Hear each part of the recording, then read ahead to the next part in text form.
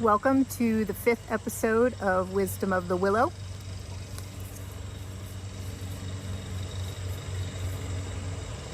And my guest today is Alicia from Stay Balanced, and our topic is fat. So we chose this topic because I find that I have a lot of clients coming to me saying that their main health concern is losing weight. And a lot of people are still following this myth that eating fat makes you fat. And that couldn't be further from the truth. So that's part of our talk today, to debunk that myth. And Alicia healed her body, really focused on eating healthy fats. And she also works with CBD, which works very much in accordance with eating healthy fats. And so at the end of our talk, we'll get to that. So first, where did we get this thought that fat makes us fat? Kind of in the late 70s, early 80s, there was some science that said when you eat fat, it clogs your arteries, it can cause heart disease, and it's not good for us. And so there was a shift in nutrition that really kind of force-fed us that information, that eating fat makes us fat. And then we were utterly bombarded with fat-free types of food products. And I think I had a cabinet full of Snackwells myself. I remember Snackwells. Yeah. Well, also the wrong kinds of fat started popping up, like Crisco and, margarines. True. And so it wasn't only taking away the fat, but then also we were seeing the wrong fats being promoted. True. That's also what happened. They told us to pull the fat out, but then in replace of that, the fat-free products had more sugar. And actually, it's sugar that makes us gain weight. Mm-hmm. And then a lot of people turn more towards a grain-based diet, which also turns to sugar, and then in turn is bad for our immune system, creates inflammation, and makes us gain weight. So if you learn anything here today, we want you to change that thinking from the 80s. You got to change a lot of things from the 80s. The big hair. There's better music now. Well, it's debatable. That's true.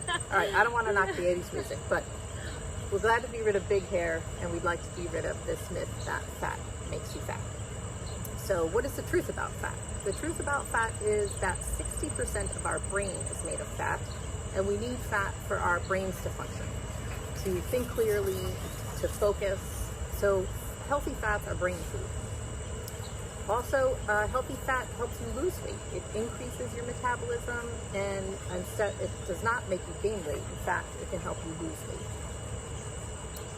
Healthy fat also, our cell membranes are made up of fat, just like our brains. And if we don't eat healthy fat, we can't heal on a cellular level. So we need healthy fats to heal our cells. Yeah, they are key regulators at a cellular level, which is when we took them out of our diets, we started to see chronic illness rise, obesity rise. It's true. And that was a big part of it, because these are little tiny keys that go into our cells and really send proper signaling. There is this confusion of, what I put into my body is going to make me fat. Depends what your body can do with it. And if your body can't do anything with it, it's going to change the signal. That follows up. I'm going to take a quick break because my dog is, Dieter is feeling the thunder rolling in. So I have his CBD treat. So we're going to chill him out now. Get ready for the thunder. CBD works for dogs as well as cats. Absolutely. But that's a good point, because we talked a little bit about that in the gluten talk last week, that food is information. Mm-hmm. Food is not good or bad. Food is not to make you fat or thin. Food is information, and once the food comes into your body, it tells your cells what to do. Exactly. So that's a good point. It follows up well with that. And also, healthy fats are good mood foods. I've heard that before, that avocados elevate your mood. Yeah. And they kind of do. They do. They really do. And lastly, healthy fats lower cholesterol, and just the opposite of what we were originally taught, they are good for our heart health. So the kinds of fats there are basically two kinds of fats that we typically hear of. There's saturated fat, which are basically solid at room temperature and mainly come from animal sources, meat and dairy. And there are unsaturated fat, and there are monounsaturated and polyunsaturated fats. And they are liquid at room temperature and mainly come from a plant source.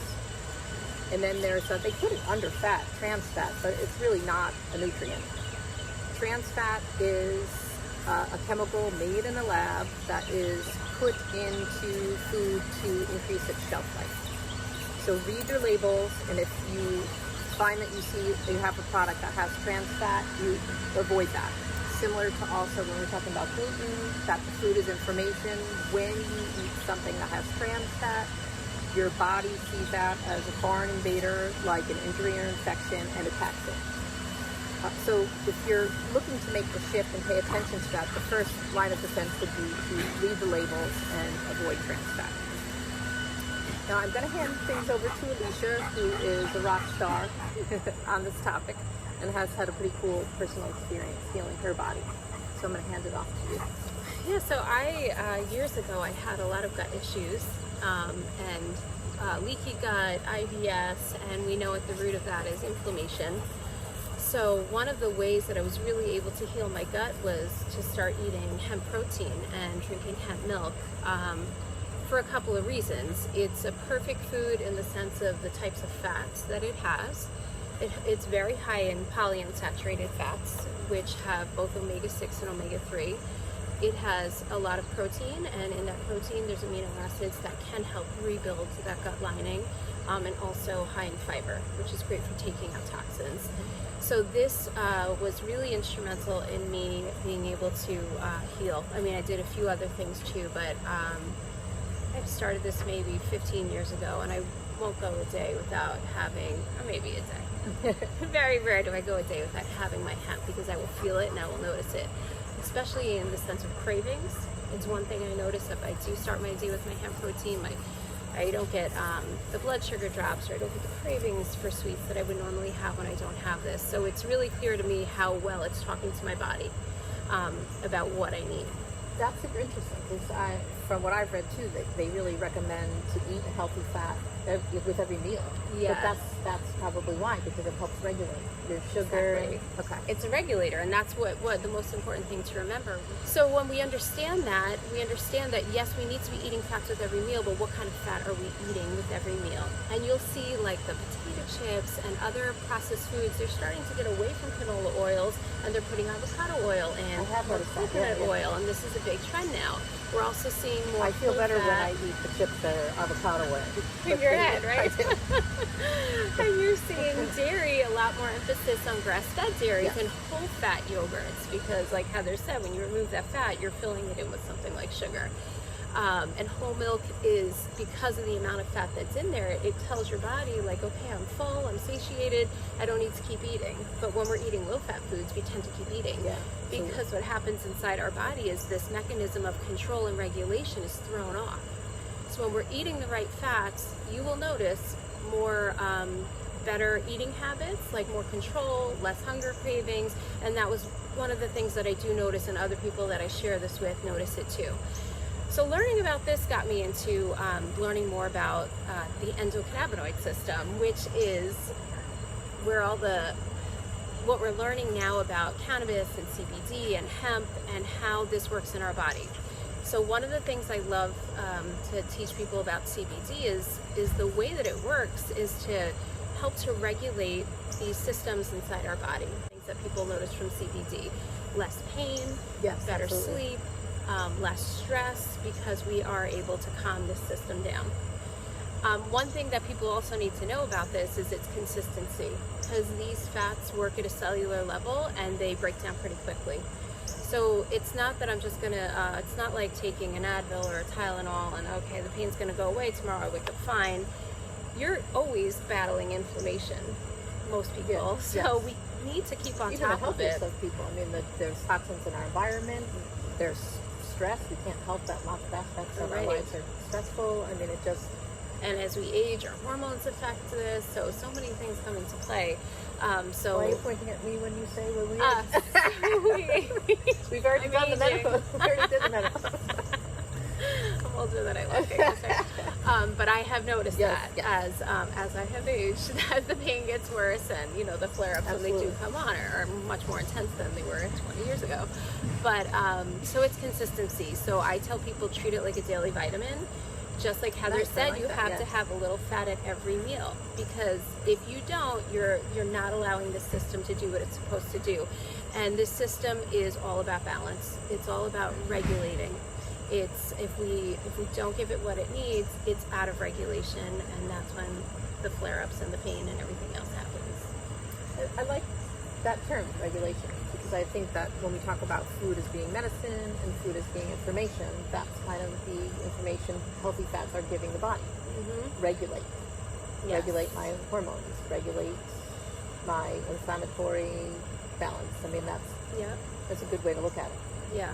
And so that just goes along with that. Yep. It is. It absolutely is.